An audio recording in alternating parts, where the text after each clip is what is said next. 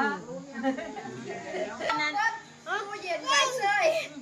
ไม่ให้ไปสองคนนายไปคนเดียวตกนะแล้วคว่ำแล้วเนี่ยถือดีๆนั่งไม่อุ้ยนี่เนี่ยเข้าไปให้นั่งดูว้า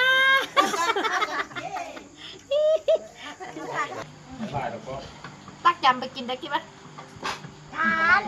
ตอนมันร้อนแหวกแล้วอันนี้มาแค่ขึ้นนึงย่างมาได้กินนี่ของกว้านอ่ะก้อนเล็กไหนอะไรเอาไปกินเลยนะกินแล้วหาชนกันเลยนะโอ้ราคาหวานเจี๊ยบไปแล้วเดินแล้วโอ้ยเอาจังแล้วยันหมดเป็นข้องแหกอยู่เลยมันจับอร่อยไหมเล่นอะไรเอาแนวเอาไปทำอะไรตามร้านก็มากเลยเนาะ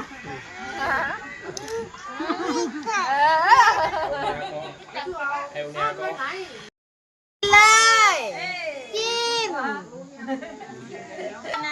ตู้เย็นไว้เลยไม่ให้ไปสองคนนายไปคนเดียวตกนะแล้วคว่ำแล้วเนี่ยถือดีๆนั่งไม่อุ้ยนี่เนี่ยเข้าไปให้นั่งดูว้า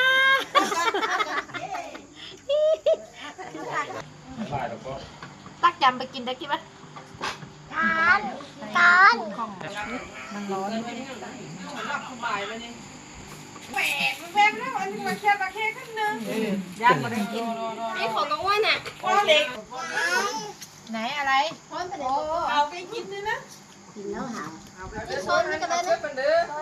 โอ้ราคาหวานเจี๊ยบไปแล้วเดินแล้วโอ้ยเอาจังแล้วยันหมดเป็นข้องแหกอยู่เลยมันจับอร่อยไหมเล่นอะไรเอาแนวเอาไปทำอะไรตามร้านก็มากเลยเนาะ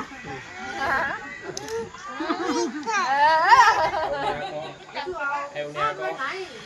ตู้เย็นไว้เลยไม่ให้ไปสองคนนายไปคนเดียวตกนะแล้วคว่ำแล้วเนี่ยถือดีๆนั่งไม่อุ้ยนี่เนี่ยเข้าไปให้นั่งดูว้า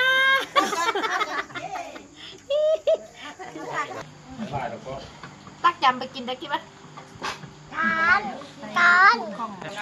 มันร้อนแ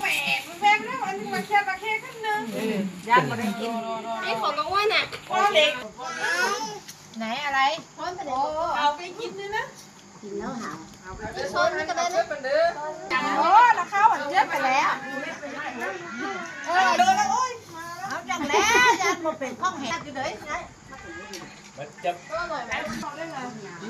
เอาแนวเอาไปทำอะไรตามร้านก็ม